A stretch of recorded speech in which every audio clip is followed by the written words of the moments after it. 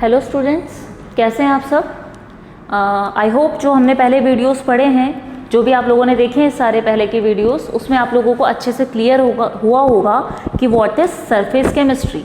बच्चों, हम लोगों ने स्टार्ट किया था अपना टॉपिक सरफेस केमिस्ट्री से, लेक्चर हमारा स्टार्ट हुआ था। अब सरफेस केमिस्ट्री में हम लोग अभी तक जो पढ़ते आए हैं वो सारा बेसिक पढ़ते आए हम लोग। व्हाट इज एडसॉर्प्शन, एब्जॉर्प्शन के बारे में हम लोगों ने पढ़ा, उनके कुछ कैरेक्टरिस्टिक देखे, उनके कुछ टाइप्स देखे और उनकी चीज़ें क्या देखी हमने, factor affecting adsorption.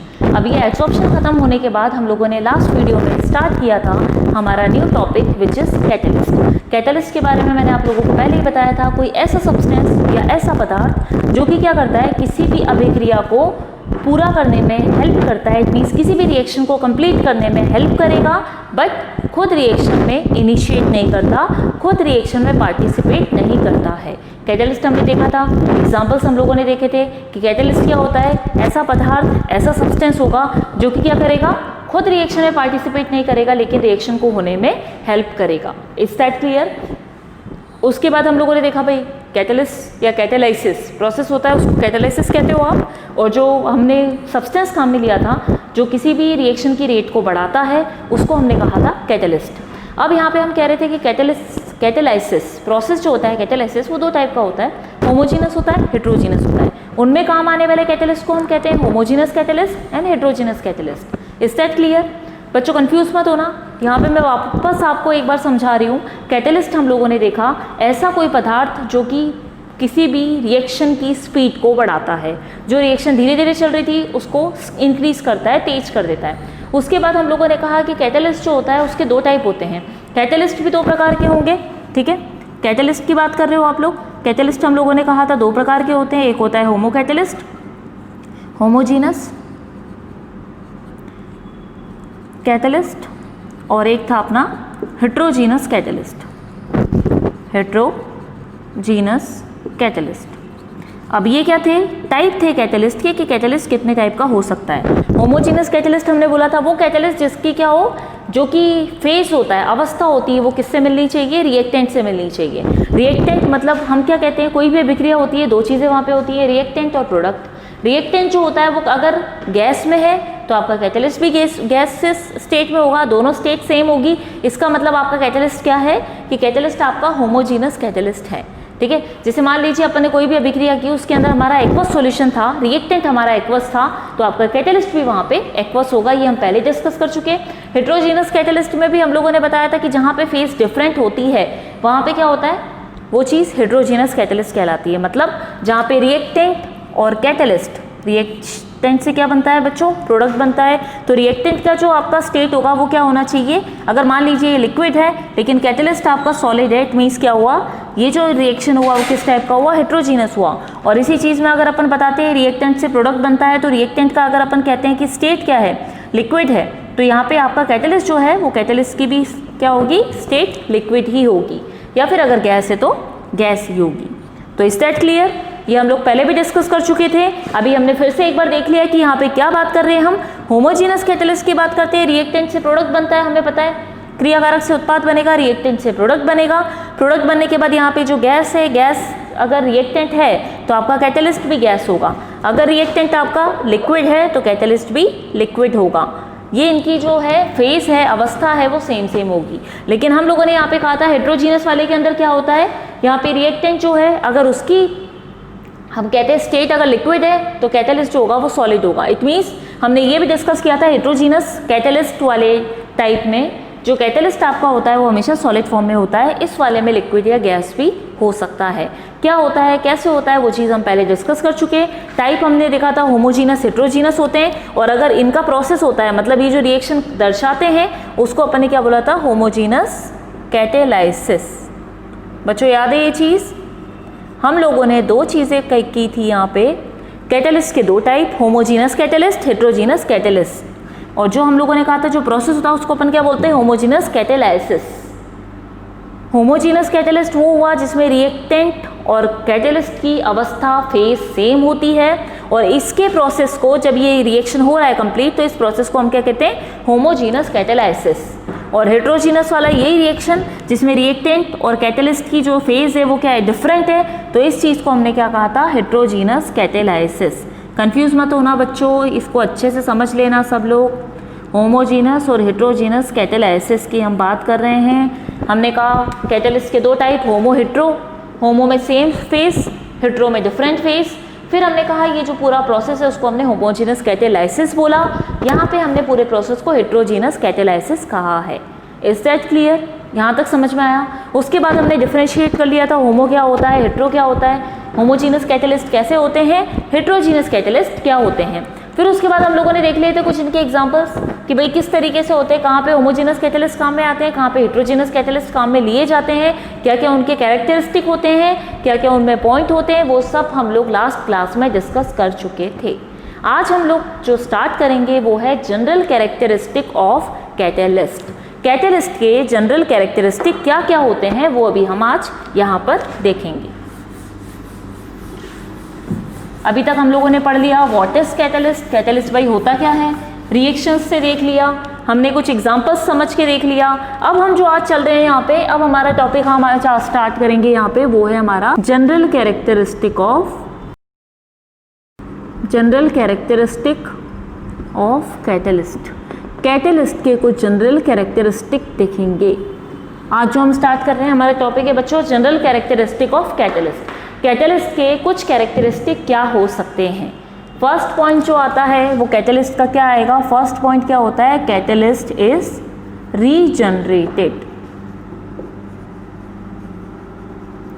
Catalyst is regenerated. अभी तक बच्चों हम लोगों ने सभी चीज़ पढ़ ली, कैटालिस्ट के बारे में जान लिया कि कैटालिस्ट होता क्या है और कौन कौन सी अभिक्रियाओं में काम में आता है, वो भी ध्यान रखिएगा। इन पे भी कुछ बेसिक क्वेश्चन आ जाते हैं कि कैटालिस्ट जो होता है वो कौन कौन सी अभिक्रियाओं में काम में लिया जाता है। हम लोगों ने देखा था ना तो ज़्यादा फास्ट वाली रिएक्शन में काम में लेते हैं, ना ही सुपर स्लो रिएक्शन में इनको काम में लिया जाता है। जो मॉडरेट रिएक्शन होती हैं, जो कुछ घंटों में हो रही है, उनको हम कुछ मिनटों में बदल लेते हैं। ज़्यादा लंबी रिएक्शंस को हम लोग उसमें कैटालिस्ट काम में नहीं लेते, जिनमें बहुत साल लग रहे हैं, या फिर वो ऐसी रिएक्शन जो कि क्विकली होती हैं तो वहाँ पे कैटालिस्ट की रिक्वायरमेंट नहीं होती है। अब हम इसी के क्या कर रहे हैं, आज हम जनरल कैरेक्टरिस्टिक पढ़ रहे हैं कि इसके क्या कैरेक्टरिस्टिक है, क्या क्या इनकी कुछ प्रॉपर्टीज़ है कैटालिस्ट की, वो हम आज यहाँ पे अच्छे से डिस्कस करेंगे। फर्स्ट अपने यहाँ पे प्रॉपर्टी क्या देखिए, catalyst is regenerated.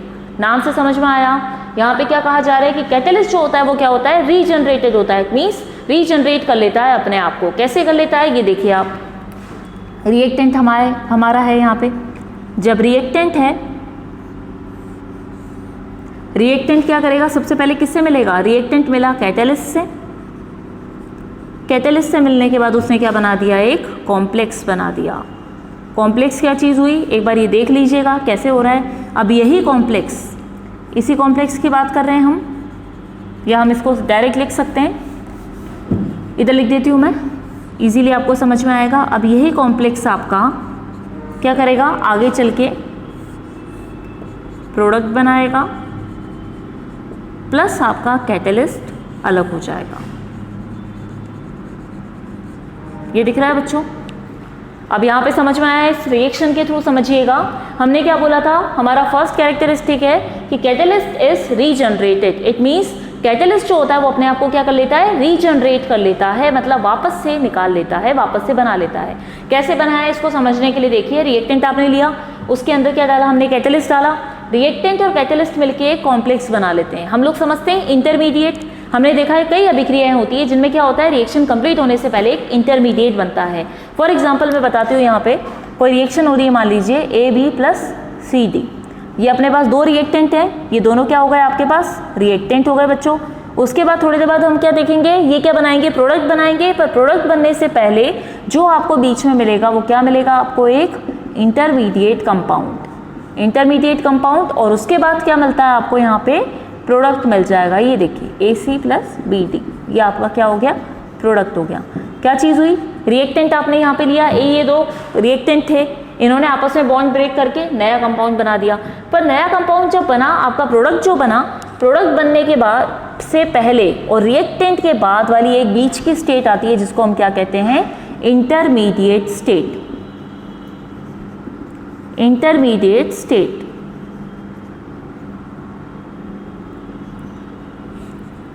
Intermediate state होती है बच्चों। इंटरमीडिएट स्टेट का मतलब यहाँ पे क्या बताया हम लोगों ने कि रिएक्टेंट है, रिएक्टेंट के बाद क्या हुआ, बीच में एक इंटरमीडिएट स्टेट है। इट मीन्स यहाँ पे क्या हो रहा है, बॉन्ड ब्रेक भी हो रहे हैं, बॉन्ड बन भी रहे हैं, बॉन्ड टूटेंगे भी, बॉन्ड जुड़ेंगे भी, ठीक है। बॉन्ड का फॉर्मेशन भी हो रहा है, बॉन्ड का ब्रेकेज भी हो रहा है।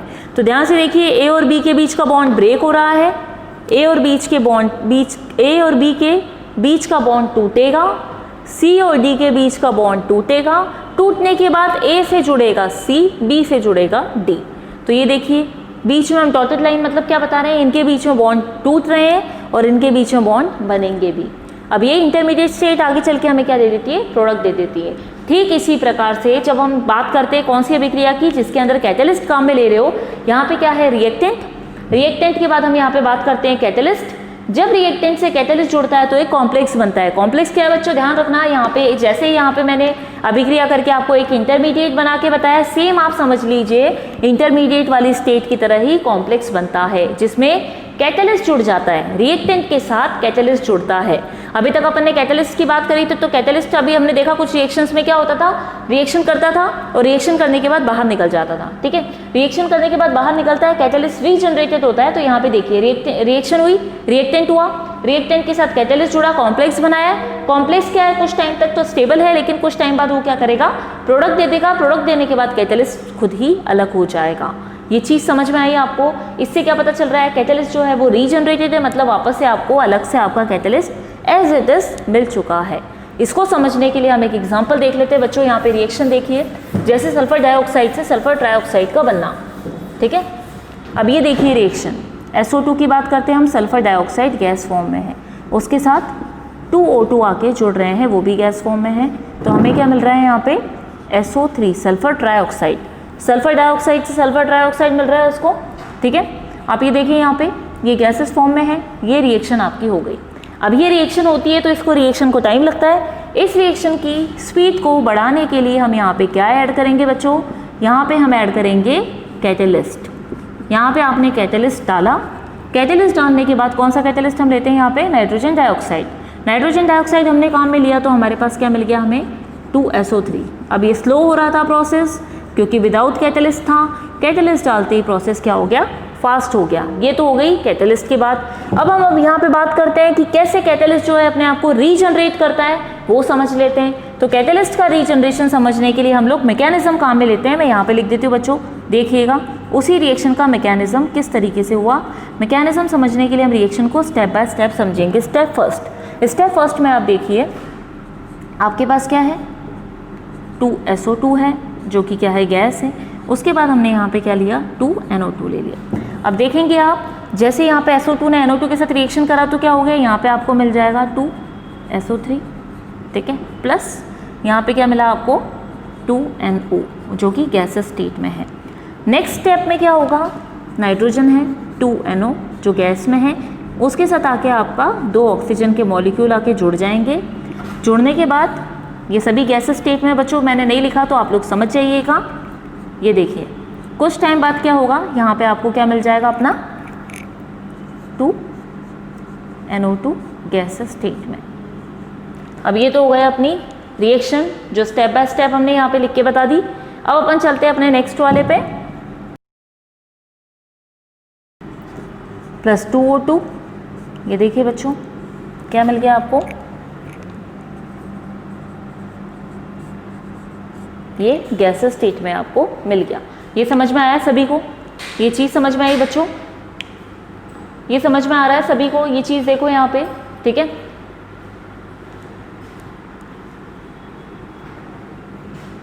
ये रिएक्शन देख लिया सभी ने, अच्छे से समझ में आया सभी को किस तरीके से बता रहे हैं अपन। SO2 की रिएक्शन अपन ने कहा, यहाँ पे अपन ने क्या जोड़ा है इसके साथ, सॉरी ये हटा दीजिएगा यहाँ से,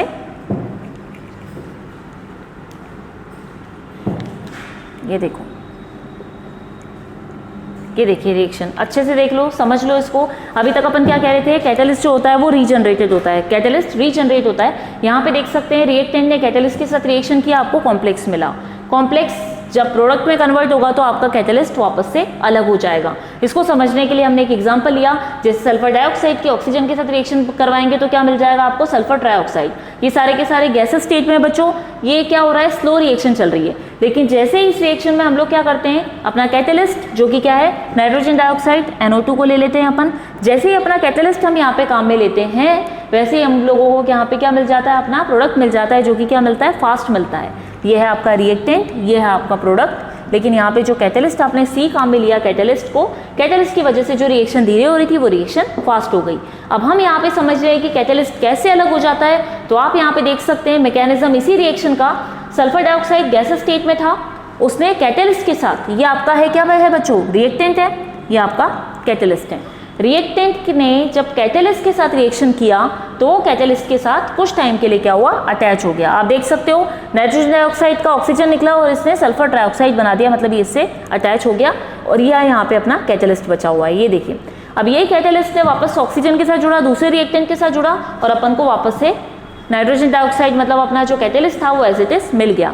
जब हम इस पूरी रिएक्शन को ओवरऑल रिएक्शन करके लिखते हैं तो आप खुद देख सकते हो नाइट्रोजन डाइऑक्साइड के साथ ये नाइट्रोजन डाइऑक्साइड कट गया, नाइट्रोजन मोनोऑक्साइड NO के साथ NO कट गया, यहाँ पे क्या बचा हमारे पास 2SO2, ठीक है। उसके बाद क्या बचा O2, यहाँ पे रिएक्टेंट अपने पास दो क्या बचे SO2 एंड O2 और यहाँ पे अपने पास प्रोडक्ट क्या बचा SO3। ये क्या थी रिएक्टेंट वाला और ये था प्रोडक्ट वाला हिस्सा। जब हमने इसका रिएक्शन का मैकेनिज्म निकाल के देखा तो हमारे पास निकल के आया कि यहाँ पे क्या है कैटेलिस्ट अलग हो चुका है और ओवरऑल रिएक्शन जो हमको मिला वो एज इट इज वही मिल गया जो हमारे पास पहले से बना हुआ था। ये समझ में आया बच्चों, सभी को क्लियर हुआ कि यहाँ पे क्या हुआ है। फर्स्ट पॉइंट वापस से एक बार देख लेते हैं, क्या बोल रहा है, कैटेलिस्ट रीजनरेटेड होता है। इट मीन्स कैटेलिस्ट अपने आप को रीजनरेट कर लेता है। यहाँ पे देख सकते हैं अपन जैसे रिएक्टेंट है, रिएक्टेंट ने कैटेलिस्ट के साथ रिएक्शन करके कॉम्प्लेक्स बनाया, कॉम्प्लेक्स जो था उसने प्रोडक्ट दे दिया प्लस कैटेलिस्ट आपका अलग हो चुका है। अब यहाँ पे हमने क्या बोला, इसको समझने के लिए हमने एक अभिक्रिया ले ली, रिएक्शन ले ली। उस रिएक्शन में क्या किया गया है, SO2 की रिएक्शन ऑक्सीजन के साथ करवाई, सल्फर ट्राइऑक्साइड मिल गया। सल्फर ट्राइऑक्साइड मिला, प्रोसेस स्लो था, उसमें हमने कैटेलिस्ट अपना नाइट्रोजन डाइऑक्साइड डाल दिया। नाइट्रोजन डाइऑक्साइड डालने के बाद आपका जो रिएक्शन था वो क्या हो गया, स्लो से फास्ट हो गया बच्चों, ठीक है। अब इसको समझने के लिए हमने क्या किया, यहाँ पे मैकेनिज्म देख लिया। मैकेनिज्म से हमें पता चलेगा कि कैटेलिस्ट किस प्रकार अलग हो जाता है। मैकेनिज्म में आप देखेंगे स्टेप फर्स्ट और स्टेप सेकंड। ये जो नीचे वाला था बच्चों नोट कर लेना, वो स्टेप फर्स्ट था, ये स्टेप अपना सेकंड है। फर्स्ट स्टेप में हमने देखा सल्फर डाइऑक्साइड ने क्या किया, सबसे पहले कैटेलिस्ट के साथ जुड़ा, कैटेलिस्ट के साथ जुड़ के सल्फर ट्राइऑक्साइड बन गया और NO अलग हो गया। इस सेट क्लियर बच्चों, समझ में आया। ये दो प्रोडक्ट हमें यहाँ पे मिले स्टेप फर्स्ट में। स्टेप सेकंड में हमने देखा यही NO ने जाके दूसरे रिएक्टेंट ऑक्सीजन के साथ रिएक्ट किया और हमें NO2 मिल गया। NO2 अपना कैटेलिस्ट वापस से रीजनरेट हो गया। जो कैटेलिस्ट यहाँ पे ब्रेक हुआ था इंटरमीडिएट बनने की वजह से, कॉम्प्लेक्स बनने की वजह से, वो दूसरे स्टेप में वापस एज इट इज बाहर आ गया। और जब हम ओवरऑल रिएक्शन लिखते हैं तो सेम सेम को काट देते हैं, डिफरेंट सेम वाले जो टर्म है वो कट जाएगी बच्चों। NO से NO कट गया, NO2 से NO2 कट गया, जो बचा था हमारे पास रिएक्टेंट, हमारे पास ये दो, प्रोडक्ट हमारे पास ये एक बचा। इसको हमने नीचे लिख दिया तो हमारा ये ओवरऑल रिएक्शन आ गया जो मैंने ऊपर लिखा था। ये समझ में आ गया बच्चों सभी को कि किस तरह से अपना जो कैटेलिस्ट था वो रीजनरेट हो चुका है। इट मीन्स कैटेलिस्ट जो होता है वो रीजनरेट किया जा सकता है कैटेलिस्ट को, उसको अपन क्या कर सकते हैं, वापस से नया बना सकते हैं, मतलब दूसरी रिएक्शन में हम उसको काम में ले सकते हैं। Is that clear to everyone? समझ में आ गया सभी बच्चों को? नेक्स्ट चलते हैं हम लोग नए पॉइंट पे। समझ में आ गई बच्चों बात की कैटेलिस्ट जो होता है वो कभी भी क्या होता है, रीजनरेट किया जा सकता है, उसको रीजनरेटेड होता है, वो रीजनरेट कर सकते हो आप उसको। जैसे भी कोई भी रिएक्शन में अपने काम में लिया, पहले कॉम्प्लेक्स बनाएगा, कॉम्प्लेक्स बनाने के बाद वापस से अलग हो जाएगा। और इसको समझने के लिए ये रिएक्शन सबसे अच्छा एग्जाम्पल है, आप इसको नोट कर सकते हो। आप उसको खुद लिख के देखोगे तो आपको समझ में आ जाएगा कि कैटेलिस्ट जो है वो रीजनरेट किस प्रकार हुआ है। Is that clear? समझ में आया सभी बच्चों को? अच्छे से नोट कर लीजिए, देख लीजिए कि किस तरह से ये पॉइंट हमारे पास निकल के आएगा। Is that clear?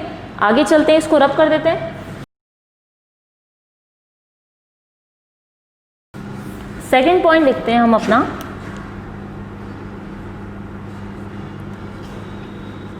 Catalyst, note करिएगा मेरे साथ ही, catalyst is not shift equilibrium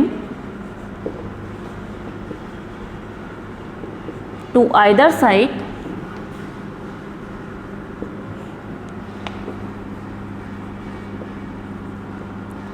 in reversible reaction. इस पॉइंट को अच्छे से समझिएगा बच्चों। फर्स्ट पॉइंट अपन ने क्या बोला, कैटलिस्ट जो होता है वो रीजनरेट हो सकता है, ये आपको अच्छे से समझ में आ गया। अब सेकंड क्या बोला मैंने, catalyst is not shift equilibrium to either side in reversible reaction. Reversible reaction का हम एग्जांपल देख लेते हैं। ये हमारा है रिएक्टेंट। आपने देखा होगा कई बार हम रिएक्शन देखते हैं, रिवर्सिबल रिएक्शन, रिएक्शन से क्या बनता है अपना प्रोडक्ट बनता है। सबसे अच्छा एग्जांपल अगर मैं इसका दूं तो आप देख सकते हो 2O2 प्लस हाफ O2, ठीक है। 2O2 प्लस O2 ले लेते हैं हम लोग, ऑक्सीजन, ठीक है। दो ऑक्सीजन के मॉलिक्यूल अगर आपस में मिलते हैं तो आपको पता है क्या मिलता है, O3 बनता है, ठीक है। 2O2 प्लस एक ऑक्सीजन का और ऐड कर देंगे तो O3 बन जाएगा। O3 को वापस से तोड़ेंगे तो अपन को इस तरीके से कंपाउंड मिल जाएगा। या हम इसको सिंपल रिएक्शन में लिखना चाहे तो O2 प्लस हाफ O2 भी लिख देते हैं। एक single oxide O2 plus half O2 मिलके इन्होंने क्या बना दिया, O3 बना दिया। रिएक्शन को इस तरह से भी लिख सकते हो, ऑक्सीजन यहाँ पे आपने देखा होगा। इसको इसी तरीके से समझ लीजिए बच्चों। हम यहाँ पे क्या कह रहे हैं, सेकेंड पॉइंट हमारा कहने का मतलब है कि जब भी रिवर्सिबल रिएक्शन होगा, रिएक्टेंट से प्रोडक्ट और प्रोडक्ट वापस से रिएक्टेंट में कन्वर्ट हो जाएगा, तब आपका जो कैटलिस्ट है वो इक्विलिब्रियम को शिफ्ट नहीं करेगा। It means rate of reaction वो इसकी भी बढ़ाएगा और इसकी भी बढ़ाएगा। बच्चों सेकंड पॉइंट को आसानी से ध्यान से समझो। हमने क्या बोला, सबसे पहले कैटलिस्ट जो होता है वो रिवर्सिबल रिएक्शन में कैसे काम करता है। सेकंड पॉइंट से आप लोग क्या समझ रहे हो कि कैटलिस्ट जो होगा वो रिवर्सिबल रिएक्शन में किस तरह से काम करेगा।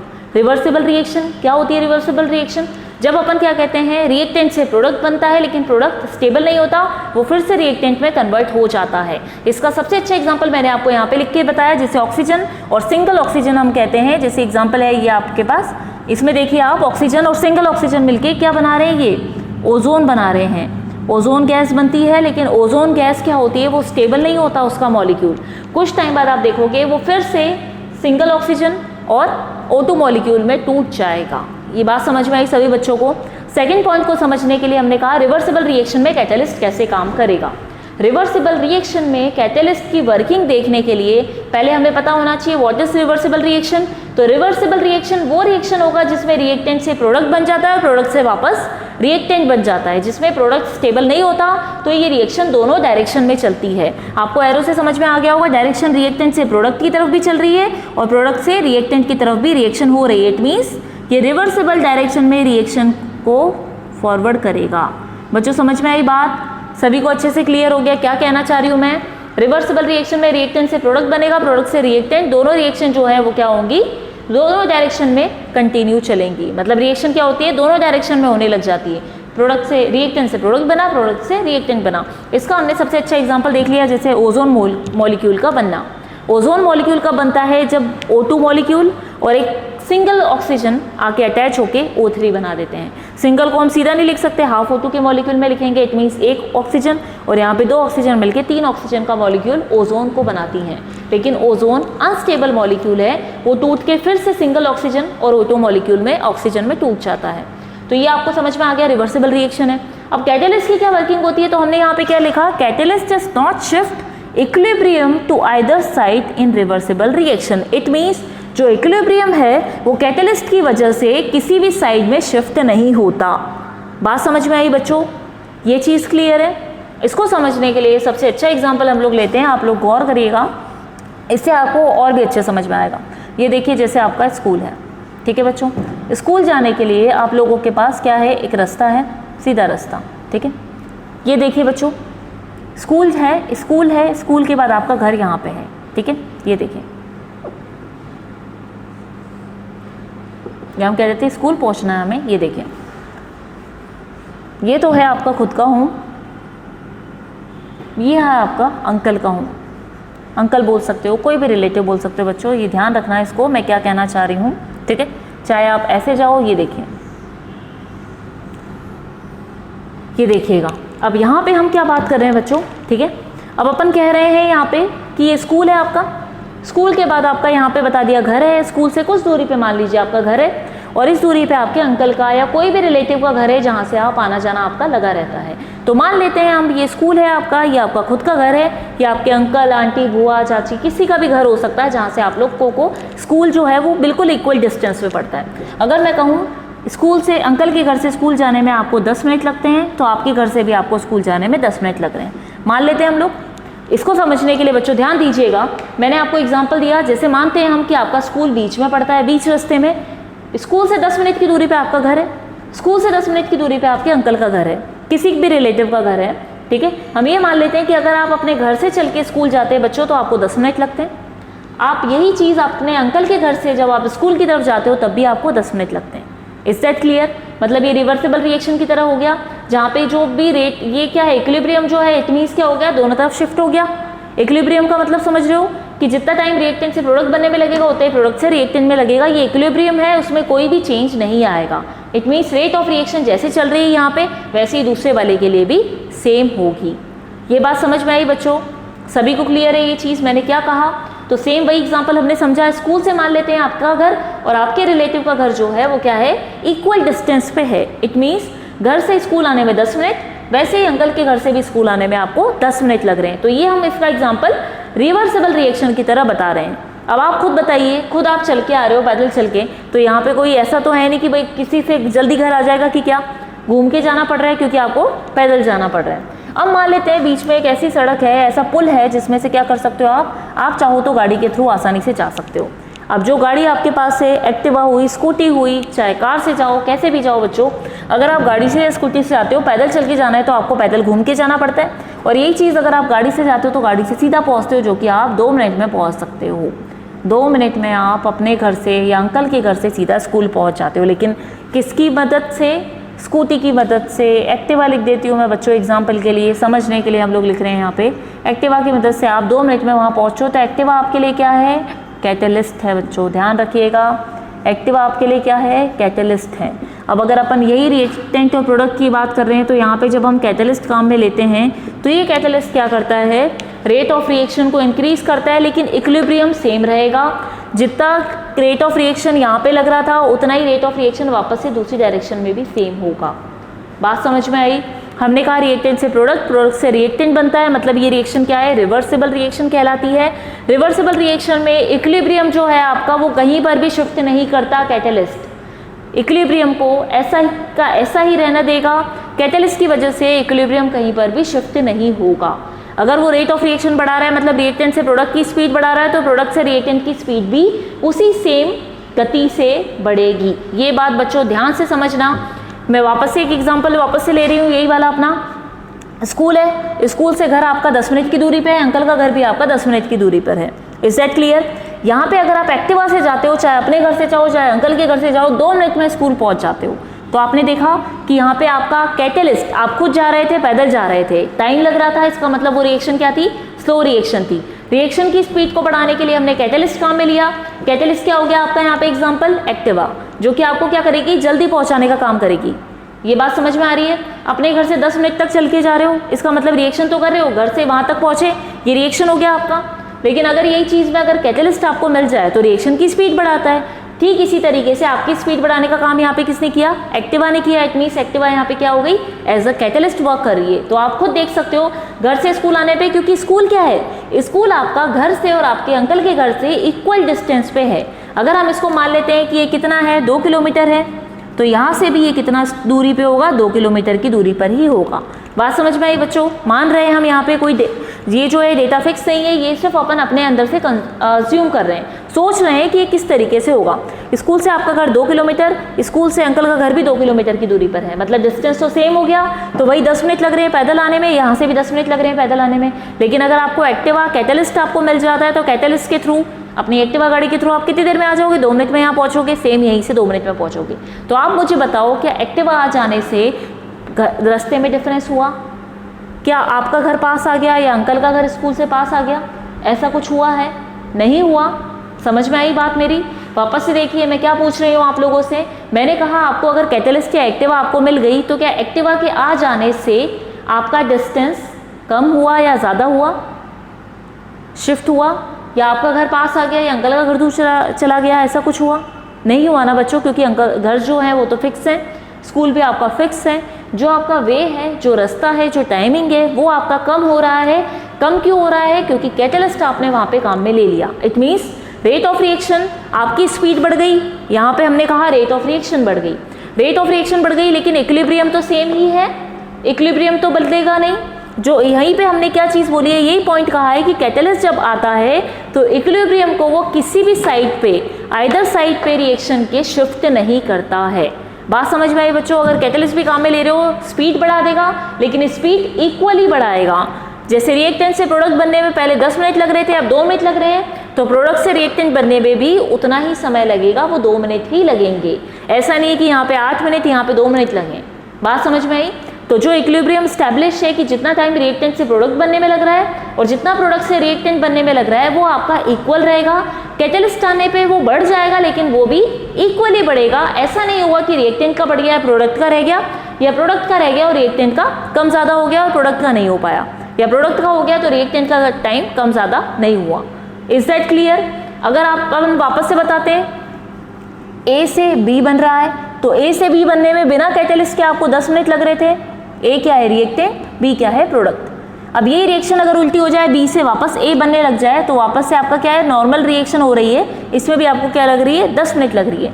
लेकिन अगर मैं यहाँ पर कैटलिस्ट डाल दूँ बच्चों, तो कैटलिस्ट डालने से क्या होगा? रिएक्शन की स्पीड बढ़ जाएगी। ए से बी बनेगा 2 मिनट में, फिर यही बी से ए जब वापस बनेगा तो ये भी 2 मिनट ही लेगा कैटलिस्ट की वजह से, क्योंकि कैटलिस्ट दोनों पर एक समान रूप से काम करेगा। ऐसा नहीं है कि रिएक्टेंट से प्रोडक्ट की स्पीड बढ़ा दी लेकिन प्रोडक्ट से रिएक्टेंट की नहीं बढ़ाई, तो ऐसा पार्शियलिटी नहीं होगी, पार्शियलिटी नहीं करेगा, वो इक्वली दोनों की स्पीड को बढ़ाएगा। तो सेकंड पॉइंट आप अच्छे से समझिए बच्चों कि क्या बोला हमने। फर्स्ट पॉइंट में हमने बताया कैटलिस्ट जो होता है वो रीजनरेट होता है, मतलब वापस से आप उसको नया बना सकते हो। सेकंड टर्म मैंने क्या बोली आपको, कैटलिस्ट जो है वो इक्विलिब्रियम को शिफ्ट नहीं करता to either side in reversible reaction, मतलब किसी भी साइड में इक्विलिब्रियम को शिफ्ट नहीं करेगा। मान लीजिए जो हम कह रहे हैं समान गति से ये रिएक्शन हो रही है, सेम स्पीड से हो रही है, तो वो स्पीड कम या ज़्यादा नहीं होगी। शिफ्ट होने का मतलब क्या होता है कि 10 मिनट की रिएक्शन है तो यहाँ से क्या हो रहा है, ए से बी बनने में तो 2 मिनट लगने लगे कैटलिस्ट की वजह से, लेकिन बी से ए बनने में 10 मिनट ही लग रहे हैं। तो इसको अपन कहते हैं, क्या कहते हैं, इक्विलिब्रियम का किसी भी साइड पे शिफ्ट हो जाना। लेकिन ऐसा कैटलिस्ट में नहीं होता है। इक्विलिब्रियम जो है आपका बेटा वो स्टैब्लिश रहता है, वो जैसा है वो वही रहेगा, सिर्फ रेट ऑफ रिएक्शन बढ़ेगा और रेट ऑफ रिएक्शन रिएक्टेंट से प्रोडक्ट का भी बढ़ेगा तो प्रोडक्ट से रिएक्टेंट का भी बढ़ेगा। Is that clear? समझ में आ गया बच्चों सभी को? एग्जाम्पल मैंने आपको दिया, एग्जाम्पल से आप लोगों को समझ में आया होगा कि जब अपन बता रहे हैं स्कूल से घर की दूरी और स्कूल से अंकल के घर की दूरी सेम है, पैदल चलने में 10 मिनट लगते हैं, एक्टिवा कैटलिस्ट आपको मिल गया तो 2 मिनट लग रहे हैं, लेकिन दोनों में दोनों के घर से एक समान ही होंगे। एक्टिवा मिलने पर जब डिस्टेंस सेम है तो टाइम भी उतना ही लगेगा। इट मीन्स जो इक्विलिब्रियम है वो सेम रहेगा। ऐसा नहीं है कि घर कहीं शिफ्ट हो रहे हैं या स्कूल कहीं शिफ्ट हो रहे हैं। बात समझ में आई? शिफ्ट होने का मतलब क्या होता है, या तो घर पास आ जाए या अंकल का घर पास आ जाए, पर इन रियलिटी ऐसा नहीं हो रहा है। क्या हो रहा है, डिस्टेंस वही है, ठीक है, टाइम जो पैदल लगने में वही लग रहा था, एक्टिवा कैटलिस्ट से भी आपको 2 मिनट ही लगेंगे, तो यहाँ पे इक्विलिब्रियम समान रहेगा, वो चेंज नहीं होगा, वो शिफ्ट नहीं होता है। कैटलिस्ट आ जाने के बाद भी इक्विलिब्रियम आपका स्टैब्लिश रहेगा, वो उसको शिफ्ट नहीं कर पाता। Is that clear? वो स्पीड को बढ़ाएगा लेकिन इक्विलिब्रियम को शिफ्ट नहीं करेगा। सबको समझ में आ गया बच्चों? अब अपन चलते हैं अपने नेक्स्ट पॉइंट पे, जो कि अपना थर्ड पॉइंट। ये नोट कर लीजिएगा बच्चों, ये क्या लिखा मैंने, catalyst is not shift equilibrium to either side in reversible reaction. इसको सही से नोट कर लीजिएगा।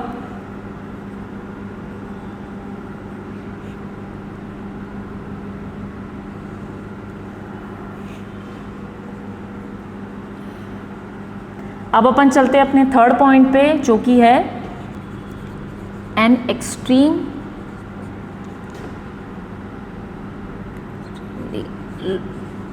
an extremely low amount of catalyst increase rate of reaction. An extremely low amount of catalyst can increase rate of reaction, या आप इसको सीधा लिख सकते हो can increase rate of reaction। बच्चों समझना इस पॉइंट को, क्या कहना चाह रहा है, an extremely low amount of catalyst can increase rate of reaction। अभी तक हम कैटलिस्ट के बारे में समझते हुए आए थे। What is catalyst? कैटलिस्ट का काम क्या है बच्चों? रेट ऑफ रिएक्शन को बढ़ाना, स्पीड को बढ़ाना। अब यहाँ पे हमने थर्ड पॉइंट क्या बोला है, इसका जनरल कैरेक्टरिस्टिक बच्चों पढ़ रहे हैं हम लोग, उसमें थर्ड पॉइंट क्या बोल रहा है, an extremely low amount of catalyst can increase rate of reaction. Rate of reaction को बढ़ाने के लिए आपको कैटेलिस्ट की बहुत कम मात्रा भी चल जाएगी। इसको समझने के लिए देखिए, H2O2 की रिएक्शन करवाते हैं तो आपको क्या मिलता है, वाटर मॉलिक्यूल प्लस ऑक्सीजन यहाँ पे अलग हो जाता है, प्लस हाफ O2 आपको अलग मिलेगा। अब ये जो रिएक्शन हो रहा है, ये रिएक्शन कैसे हो रहा है, यहाँ पे पीटी की प्रेजेंस में, कैटेलिस्ट की प्रेजेंस में। बच्चों देखिएगा ये रिएक्शन सभी लोग,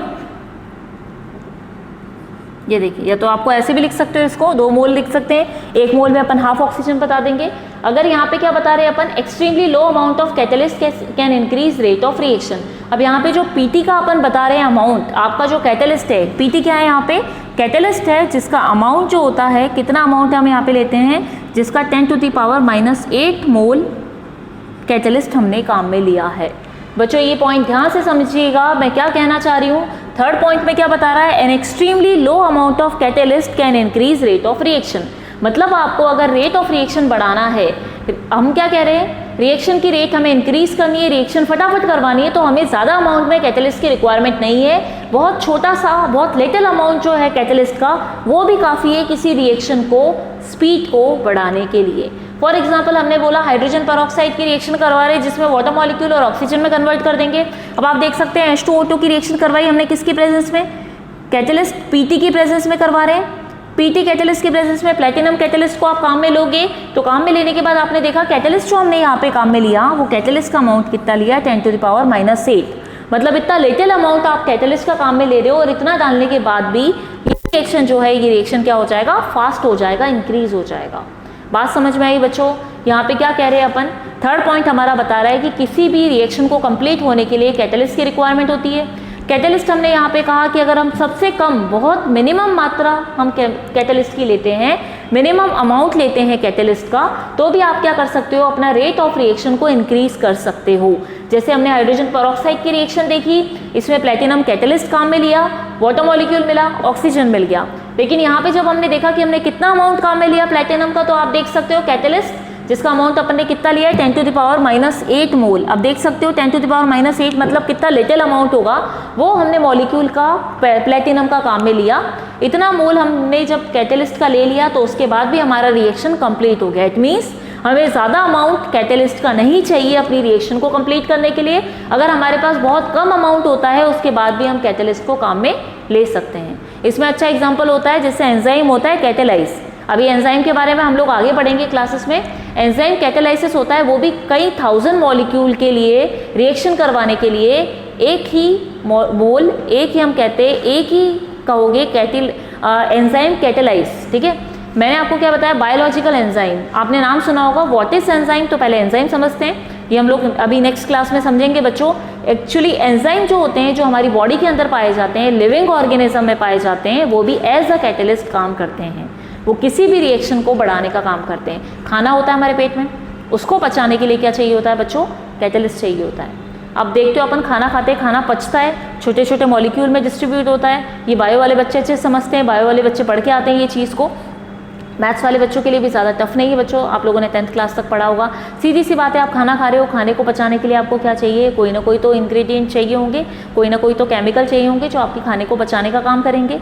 तो खाने को पचाने के लिए क्या होता है, वो रिएक्शन क्या चल रही है, स्लो चल रही है। बात समझिएगा मेरी।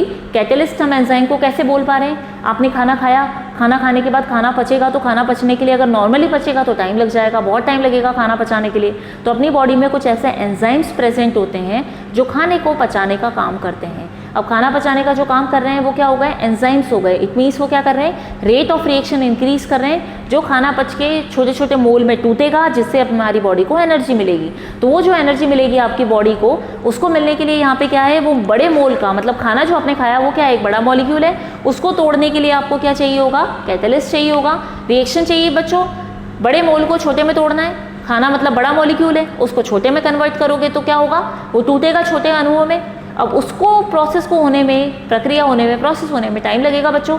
तो उसको टाइम को कंज्यूम करने के लिए, कम करने के लिए हम लोग क्या करते हैं, कैटलिस्ट काम में लेते हैं। और इनके कैटलिस्ट को जो कि लिविंग ऑर्गेनिज्म के अंदर होते हैं उनको क्या कहते हैं हम, एंजाइम्स कहते हैं। तो एक एंजाइम होता है कैटेलाइज, वो 1 मोल एंजाइम काफ़ी होता है लाख मॉलिक्यूल को तोड़ने के लिए। 1 लाख मॉलिक्यूल को तोड़ने के लिए वो 1 ही मोल काफ़ी है। इट मीन्स हमने क्या बोला, एक्सट्रीमली लो अमाउंट, सबसे कम अमाउंट भी अगर आप लेते हो किसी भी रिएक्शन को इनिशिएट करने के लिए, रिएक्शन कंप्लीट करवाने के लिए, तो भी आपके पास कम से कम अमाउंट भी काफ़ी होगा जिससे आपकी रिएक्शन कंप्लीट हो जाएगी। बात समझ में आई बच्चों?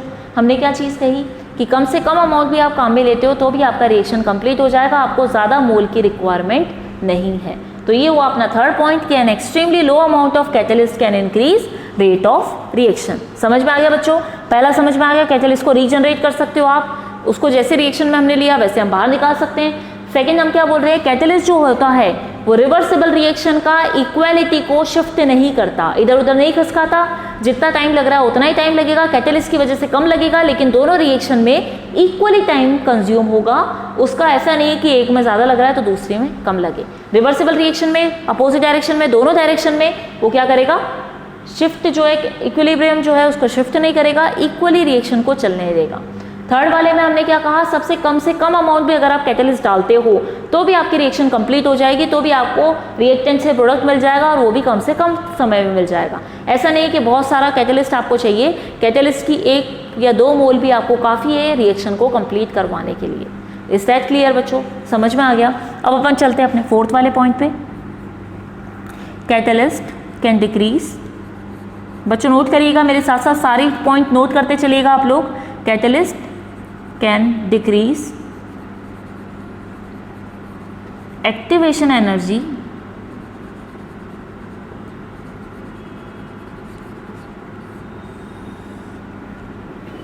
ये नोट करिएगा, catalyst can decrease activation energy. बच्चों ये ग्राफ देखिएगा,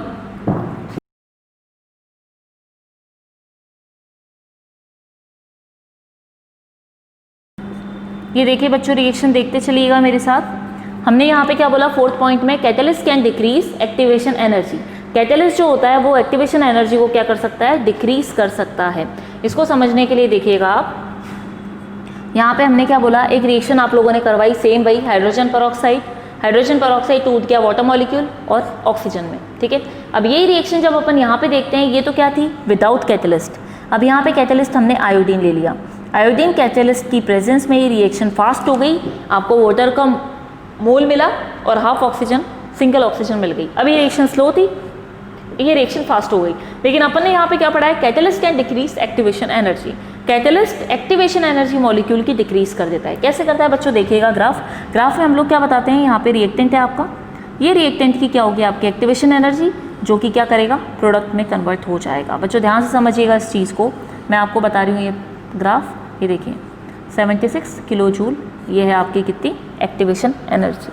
अब दूसरे ग्राफ में हम लोग देख लेते हैं एक्स और वाई में, ठीक है। ये देखिएगा बच्चों, दूसरा ग्राफ आप देख सकते हैं जिसमें मैं बना रही हूँ, सेम यही ग्राफ बनेगा, लेकिन यहाँ पे आप देखिएगा,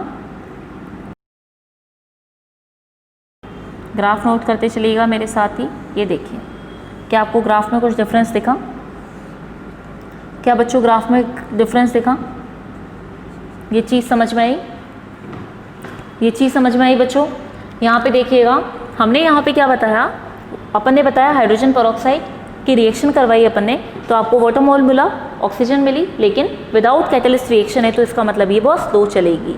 लेकिन जब अपन ने इसके अंदर आयोडीन कैटलिस्ट को डाला, तब आपको वाटर मॉलिक्यूल और सिंगल ऑक्सीजन मिल गया। ये रिएक्शन क्या हो गई हमारी, फास्ट हो गई, हमने कैटलिस्ट को काम में लिया। अब ये जो रिएक्शन मैंने बताया, ये है रिएक्शन विदाउट कैटलिस्ट। बच्चों ध्यान से सुनिएगा, मैं आपको क्या बताने चाह रही हूँ, ये रिएक्शन है आपका विदाउट कैटलिस्ट, और ये वाला जो रिएक्शन है हमारा, ये है विद कैटलिस्ट, विद कैटलिस्ट।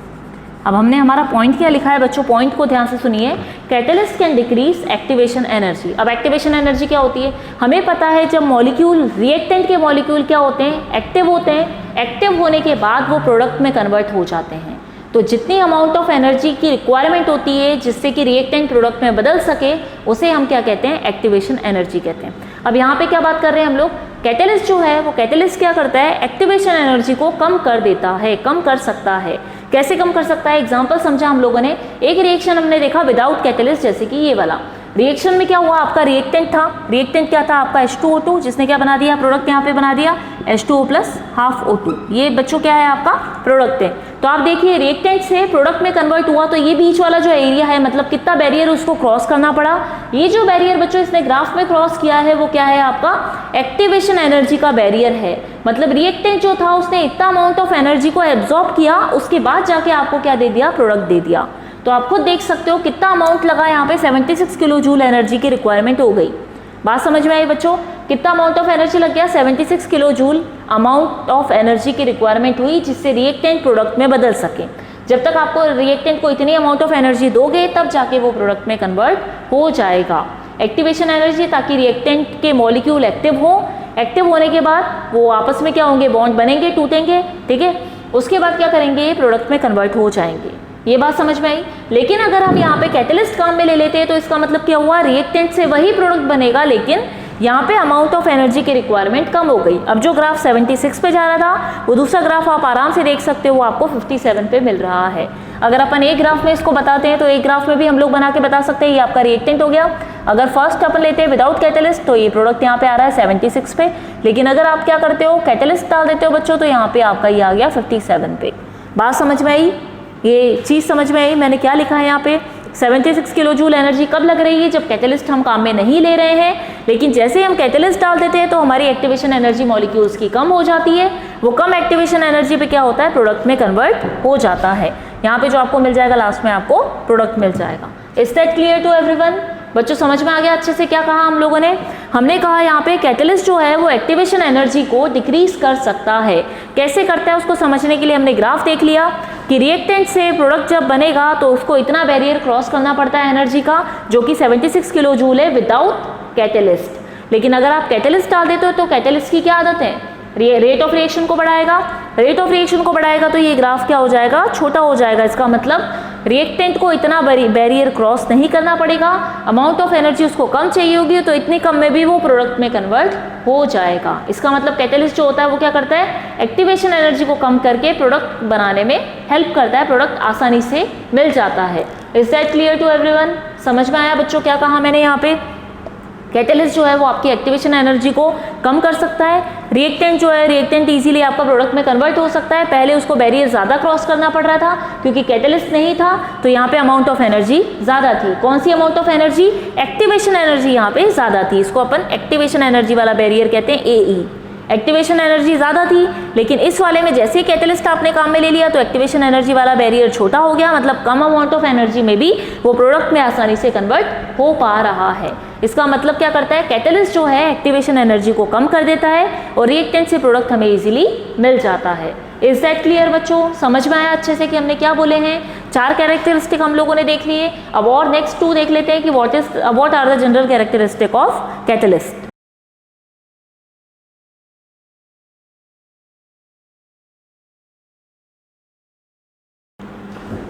अब देखिए बच्चों, 5th पॉइंट पे आते हैं अपन, जिसमें हम क्या बता रहे हैं। 4th पॉइंट तक समझ में आ गया सभी को? फर्स्ट हमने कह दिया कैटेलिस्ट रीजनरेटेड होता है, उसको आराम से रीजनरेट कर सकते हो। सेकंड वाले में हमने कहा शिफ्ट जो है, इक्विलिब्रियम जो है वो शिफ्ट नहीं होता, वो बीच में ही जैसा है वैसा ही बना रहता है। थर्ड वाले में हम लोगों ने कहा था कि बहुत कम अमाउंट कैटेलिस्ट का भी काफ़ी है प्रोडक्ट को मतलब बनने में या रेट ऑफ रिएक्शन को कंप्लीट होने में, तो बहुत लो अमाउंट भी आपका चल सकता है। 4th वाले में हमने कहा catalyst can decrease activation energy. Catalyst जो होते हैं वो एक्टिवेशन एनर्जी, सक्रियण ऊर्जा को कम करने में हेल्प करते हैं। वो क्या करते हैं, उस एनर्जी को डिक्रीज कर देते हैं, जिससे प्रोडक्ट कम एनर्जी पर भी आसानी से बन जाता है। कैसे बनता है वो हमने ग्राफ में देखा बच्चों। अब 5th वाले पॉइंट पे हम चल रहे हैं, catalyst does not affect the energy of reactant and product. इसका मतलब समझिएगा, जो एनर्जीज हैं, जो रिएक्टेंट और प्रोडक्ट की एनर्जी रहेगी बच्चों, वो एज इट इज रहेगी। कैटेलिस्ट उसमें कुछ भी इंटरफेयर नहीं करेगा। अपन कहते हैं कि रिएक्टेंट की एनर्जी ज़्यादा थी, रिएक्टेंट की एनर्जी हाई थी, जिसमें उसने, हम क्या कहते हैं बच्चों, रिएक्टेंट की एनर्जी ज़्यादा थी, रिएक्टेंट से क्या मिला आपको, प्रोडक्ट मिल गया। रिएक्टेंट से प्रोडक्ट मिला तो रिएक्टेंट की एनर्जी हम कह देते हैं हाई एनर्जी थी, उसके बाद क्या हुआ, प्रोडक्ट जो मिला आपको लो एनर्जी का मिला, ठीक है, हाई एनर्जी थी, उसके बाद प्रोडक्ट आपको जो मिला वो लो एनर्जी का मिला। अब यहाँ पे देखिएगा जो रिएक्टेंट की एनर्जी हाई थी, हम खुद ही कहते हैं कि रिएक्टेंट क्या होते हैं, हाई एनर्जी वाले होते हैं, उनको एक्टिवेशन एनर्जी देते हैं या गर्म करते तो क्या होते हैं, वो हाई एनर्जी के होते हैं, जो कि सीधा किस में कन्वर्ट हो जाते हैं बच्चों, प्रोडक्ट में कन्वर्ट होते हैं। जब कोई रिएक्टेंट प्रोडक्ट बनाता है तो हम लोगों ने क्या कहा था उसमें कि एनर्जी उसकी ज़्यादा होती है, जब प्रोडक्ट बनता है तो वो लो एनर्जी का बनता है। कैसे? क्योंकि जब प्रोडक्ट बन जाता है, कोई भी कंपाउंड बनता है तो बनने के बाद क्या होता है, amount of energy upon enthalpy entropy के अंदर पढ़ते हैं, वो एनर्जी क्या होती है, बाहर निकल जाती है। तो अपन यहाँ पे कह सकते हैं कि एनर्जी तो ही जो थी वो क्या हुई, बाहर निकल गई, प्रोसेस में चली गई। तो क्या होता है, कई बार रिएक्टेंट हाई एनर्जी के होते हैं, तो कई बार क्या होता है प्रोडक्ट जब बनता है तो उसमें भी क्या होते हैं, वो भी हाई एनर्जी के बनते हैं। अगर आपको कुछ बच्चों याद हो तो हम लोग क्या करते हैं, टेस्ट करते हैं।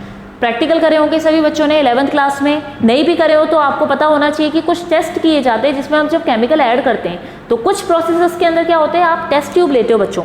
देखना कभी भी लैब के अंदर ऐसे पतली सी टेस्ट ट्यूब होती है, कांच की एक पतली नली होती है, अगर बच्चों ने प्रैक्टिकल किए होंगे तो पता होगा, नहीं भी किए हो तो भी आप यहाँ पे स्ट्रक्चर देख सकते हो बच्चों। लैब के अंदर आपको केमिस्ट्री लैब में आपको इस तरीके की एक पतली सी कांच की ट्यूब दिखाई देगी, पतली नली होती है, जितना मेरा मार्कर है बच्चों इतनी पतली सी नली होती है ये, जिसका बॉटम जो होता है वो राउंड होता है और ये इस तरीके से आपको माउथ इसका इस तरीके से दिखेगा। तो यहाँ पे क्या होती है, टेस्ट ट्यूब मतलब कांच की एक नली होती है जिसके अंदर हम लोग क्या करते हैं, अपने एक्सपेरिमेंट करते हैं। डिफरेंट केमिकल आप डालोगे, एसिड बेस रिएक्शन करवाते हैं अपन, तो इसके अंदर क्या होता है, कई बार रिएक्शन हमको जब टेस्ट ट्यूब में हम रिएक्शन करवाते हैं बच्चों, टेस्ट करते हैं, तो कई बार जब टेस्ट ट्यूब आप उसको छूकर देखोगे तो आपको ठंडी लगेगी। इसका मतलब क्या हुआ कि यहाँ पे क्या था, रिएक्टेंट जो था हाई एनर्जी का, आपने जो पहले डाला था वो हाई एनर्जी का कंपाउंड था, दूसरा कंपाउंड जैसे ही आपने मिक्स किया तो एनर्जी लो हो गई, मतलब वो क्या हो गया, ठंडा हो गया, तो यहाँ पे एनर्जी कम हो गई, ठीक है। अब कई बार क्या होता है, कुछ हम प्रोसेस करते हैं जैसे रिएक्टेंट की एनर्जी क्या हो जाएगी, वो हो सकती है लो एनर्जी का हो जाए, और प्रोडक्ट जो बना आपका वो क्या हो जाए, हाई एनर्जी का हो जाए। जैसे आपने एक सब्सटेंस लिया वो ठंडा था, दूसरा उसमें डाला तो दोनों ने मिलकर क्या किया, नया प्रोडक्ट बना दिया। जब आप इस टेस्ट ट्यूब को छू के देखोगे बच्चों तो आपको ये गर्म लगेगी, गर्म लगने लगेगी, मतलब क्या हुआ, प्रोडक्ट का जो था एनर्जी वो क्या हो गई, ज़्यादा हो गई। तो यहाँ पे हमने क्या कहा, अब कैटलिस्ट हमने हमारा आया है बीच में, रिएक्शन से प्रोडक्ट बनेगा, वो हर रिएक्शन में बनेगा बच्चों, कुछ रिएक्शन में खुद से हो जाता है जैसे हमने देखा था एसिड बेस रिएक्शन या अदर रिएक्शंस में। तो यहाँ पे हमें पता है कि रिएक्टेंट से प्रोडक्ट तो बनेगा, लेकिन कैटलिस्ट क्या होता है, इनकी रेट ऑफ रिएक्शन को बढ़ा देता है। अब कैटलिस्ट जब बीच में आया है तो हम क्या कह रहे हैं, ये कैटलिस्ट जो है ना तो रिएक्टेंट की एनर्जी ना ही प्रोडक्ट की एनर्जी को चेंज करेगा। ये बात ध्यान रखिएगा, हमें पता है कैटलिस्ट आता है, बीच में ऐड हो जाता है, ऐड होने के बाद वापस से अलग हो जाता है, लेकिन वो किसी भी तरह से इन दोनों की एनर्जी को अफेक्ट नहीं करता। तो catalyst does not affect the energy of reactant and product. जैसे टेस्ट ट्यूब किसी प्रोसेस में ठंडी होती है, किसी में गर्म होती है, मान लीजिए इसमें आपने कैटलिस्ट डाल भी दिया तो भी जैसे जिस प्रोसेस में वो ठंडी हो रही है तो वहाँ पे होगी, क्योंकि प्रोडक्ट की एनर्जी कम हो सकती है, किसी प्रोसेस में वो गर्म हो जाएगी, तो गर्म होने का मतलब प्रोडक्ट की एनर्जी हाई होगी, लेकिन ये एनर्जी इस कैटलिस्ट के डालने पर चेंज नहीं होगी। कैटलिस्ट की प्रेजेंस में रिएक्टेंट और प्रोडक्ट की एनर्जी में कोई भी बदलाव, कोई भी चेंज नहीं आएगा। जितनी एनर्जी पहले उनकी थी, कैटलिस्ट डालने के बाद भी उनकी एनर्जी वैसी की वैसी ही बनी रहेगी। उस एनर्जी को किसी भी प्रकार से कैटलिस्ट अफेक्ट नहीं करता। हमने खुद ने देखा है कि कैटलिस्ट का काम क्या होता है, सिर्फ आया, जुड़ा, जुड़ने के बाद प्रोडक्ट बनाया और खुद वहाँ से अलग हो गया। इट मीन्स वो क्या करेगा, रिएक्शन में खुद पार्टिसिपेट नहीं करता, खुद भाग नहीं लेता। हमने पढ़ा था बच्चों यहाँ पे कैटलिस्ट जो होता है वो खुद से पार्टिसिपेट नहीं करता। हमारा फर्स्ट पॉइंट क्या था, रीजनरेट, वापस से वो बाहर निकल जाता है। तो बाहर निकलने का मतलब क्या हुआ, वो किसी भी तरह से, किसी भी प्रकार से उसकी एनर्जी को भी अफेक्ट नहीं कर पाएगा। तो ये पॉइंट ध्यान रखिएगा, कैटलिस्ट कभी भी प्रोडक्ट और रिएक्टेंट की एनर्जी को अफेक्ट नहीं करता है। अब आते हैं अपन लास्ट वाले पॉइंट पे, जो अपना क्या है, catalyst does not initiate a reaction, it only enhance rate of reaction. बच्चों ध्यान रखिएगा, कैटलिस्ट की हमने यहाँ पे बात की तो हमने क्या कहा, कैटलिस्ट कभी भी अभिक्रिया को स्टार्ट नहीं करता, वो सिर्फ रेट ऑफ रिएक्शन को बढ़ाता है। बात समझ में आई? जैसे अभी अपन ने कहा था H2O2 की रिएक्शन बच्चों अभी अपन करके आए, H2O बनेगा प्लस हाफ O2 बनेगा। अब ये रिएक्शन तो हो तो रही है, ये रिएक्शन चल तो रही है, ऐसा तो नहीं है कि ये रिएक्शन हो ही नहीं रही है, बन ही नहीं रहा। जैसे हमने यहाँ पे और भी दूसरी रिएक्शंस देखी थी बच्चों, तो हम यहाँ पे क्या कह रहे हैं, जैसे H2O2 से H2O और हाफ O2 बना है, ये आपको पता है, तो ये रिएक्शन हो तो रही है। हमने पढ़ा इसका स्लो और हाफ स्लो देखा था हम लोगों ने, जिसमें हमने कहा था एक्टिवेशन एनर्जी इसकी कितनी थी, 76 किलो जूल आ रही थी। इसका मतलब ये रिएक्शन हो तो रही है, चल तो रहा है प्रोसेस। अब बच्चों देखिए यहाँ पे प्रोसेस चल तो रहा है, इसका मतलब क्या हुआ, रिएक्शन हो रही है। इट मीन्स कैटलिस्ट जो है वो किसी भी रिएक्शन को इनिशिएट नहीं करता, ये सिर्फ रेट ऑफ रिएक्शन बढ़ाता है। इट मीन्स मान लेते हैं हम इसको, इस रिएक्शन को होने में कितना लग रहा था, 30 मिनट, आधा घंटा लग रहा था, तो ये रिएक्शन अपनी 5 मिनट में हो गई। कब? जब अपन ने इसमें I माइनस कैटलिस्ट काम में ले लिया, कैटलिस्ट हमने यहाँ पे डाला, कैटलिस्ट के डालते ही क्या हुआ, ये रिएक्शन फास्ट हो गई। जो रिएक्शन आप आधा घंटा लगा रहे थे वो रिएक्शन आपकी 5 मिनट में कंप्लीट हो गई। तो ये चीज़ समझ में आई बच्चों, ये चीज़ क्लियर हुई सभी को। क्या कहना चाह रहे हैं हम लोग यहाँ पे कि कैटलिस्ट कभी भी रिएक्शन को स्टार्ट नहीं करता, ये रेट ऑफ रिएक्शन को बढ़ा देता है। इट मीन्स ये रिएक्शन हो तो रही है, जो भी रिएक्शन आप करवा रहे हो सभी रिएक्शन पॉसिबल होगी, भले वो 1 दिन लगाती हैं, वो 2 दिन में होती है, या वो साल में कंप्लीट होती है, पर वो रिएक्शन होगी। पर यहाँ पे क्या है, कैटलिस्ट का रोल, वो सिर्फ रिएक्शन जो है, रेट ऑफ रिएक्शन या रिएक्शन का टाइम है उसको क्या करेगा, कम कर देगा, उस रिएक्शन को फास्ट कर देगा, फटाफट कंप्लीट करवाएगा, लेकिन रिएक्शन को इनिशिएट या स्टार्ट नहीं करता है। तो ये 6th पॉइंट बच्चों समझ में आया कि catalyst does not initiate a reaction, it only enhance rate of reaction. ये कभी भी रिएक्शन को स्टार्ट नहीं करवाता, ये सिर्फ रेट ऑफ रिएक्शन को बढ़ाता है, मतलब जो रिएक्शन धीरे चल रही है उनको फास्ट कर देता है, उनकी स्पीड को इंक्रीज करता है। तो बच्चों ये कैरेक्टरिस्टिक समझ में आए। अब ये जो लास्ट वाला हमने 6th पॉइंट देखा, इसका एक एक्सेप्शन होता है। आप ध्यान से सुनिएगा मैं क्या कह रही हूँ। 6th वाला पॉइंट जो बच्चों अपन ने देखा अभी कि क्या कह रहे थे हम, ये इनिशिएट नहीं करता, ये क्या करता है, रेट ऑफ रिएक्शन को बढ़ाता है। इसका एक अपन कह सकते हैं एक्सेप्शन। एक्सेप्शन कह सकते हैं अपन यहाँ पे, जैसे एक्सेप्शन यहाँ पे मैं लेती हूँ जैसे कि H2 और O2, ठीक है। H2 और O2 की रिएक्शन हम बता रहे हैं, ये क्या है, हाइड्रोजन एंड ऑक्सीजन। अपन कहते हैं हाइड्रोजन ऑक्सीजन जो है वो मिलके वाटर मॉलिक्यूल बनाते हैं, इज दैट क्लियर। लेकिन अगर अपन सिंपल कहें कि सिंपल हाइड्रोजन और ऑक्सीजन, इन दोनों को अगर अपन क्या ले रहे हैं, गैसेस फॉर्म में ले रहे हैं। बच्चों ध्यान से सुनिएगा, यहाँ पे अपन ने क्या बताया, हाइड्रोजन और ऑक्सीजन की बात की, ठीक है। अपन ऐसे ही समझ लेते हैं इस चीज़ को। 6th वाला पॉइंट अपन ने क्या बोला था कि कैटलिस्ट कभी भी रिएक्शन को इनिशिएट नहीं करता है, ये सिर्फ रेट ऑफ रिएक्शन को बढ़ाता है।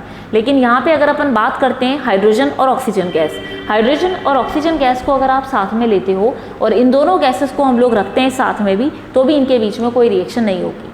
बात समझ में आई बच्चों, इनके बीच में कोई रिएक्शन नहीं होगी। लेकिन अगर आप वहाँ पे प्लैटिनम कैटलिस्ट को डालते हो, प्लैटिनम कैटलिस्ट जैसे ही आप उसमें डालोगे वो रिएक्शन बहुत फास्ट हो जाएगी, सुपर फास्ट रिएक्शन होगी, और इतनी फास्ट होगी कि वो क्या होगा, वो एक्सप्लोड कर जाएगा, वो जो बर्तन जिसमें आपने गैस ली है वो फट जाएगा। कैसे होगा यहाँ पे, क्योंकि यहाँ पे कैटलिस्ट ने क्या किया, रिएक्शन को इन्हेंस किया। हम जनरली क्या बोल रहे हैं, कैटलिस्ट जो है वो इनिशिएट नहीं करता रिएक्शन को, इन्हेंस करता है रेट ऑफ रिएक्शन को। इसमें इट मीन्स अपन ने क्या बोला, हाइड्रोजन ऑक्सीजन को आपने एक साथ रखा, वो कोई रिएक्शन नहीं देंगी, साथ में कोई रिएक्शन नहीं होगा। लेकिन जैसे ही आप प्लैटिनम कैटलिस्ट डालते हो वो एक्सप्लोड हो जाएंगी, वो फट जाएंगी, वो फटेगा, वो आपस में प्रोडक्ट ऐसा बनाएगा कि वो प्रोडक्ट क्या हो जाएगा, एक्सप्लोड हो जाएगा, वो फट जाएगा। क्योंकि रिएक्शन जो है, रेट ऑफ रिएक्शन वो इतनी हाईली इंक्रीज होगी कि रेट ऑफ रिएक्शन हम यहाँ पे क्या बोले, हम ये कहेंगे कि दोनों को उसने क्या किया, रिएक्शन करने पर मजबूर कर दिया। बात समझ पाए बच्चों। यहाँ पे हम अभी तक कह रहे थे कि कैटलिस्ट कभी भी रिएक्शन को इन्हें स्टार्ट नहीं करता। हमने कहा रेट ऑफ रिएक्शन जो होता है, रिएक्शन होती है वो खुद से होती है। जैसे ए से बी बनेगा तो बच्चों वो खुद ब खुद हो रहा है, बस ये है कि यहाँ पे क्या हो रहा था, यहाँ पे 30 मिनट लग रहे थे, इसको क्या करेंगे हम, डायरेक्ट कैटलिस्ट की प्रेजेंस में करवाएंगे तो 5 मिनट में हो जाएगा। लेकिन ये स्टार्ट तो है, रिएक्शन ए से बी तो बनाएगी, भले 1 घंटा 2 घंटे 3 घंटे में बनाए, लेकिन बनेगा, आपको प्रोडक्ट आराम से मिलेगा।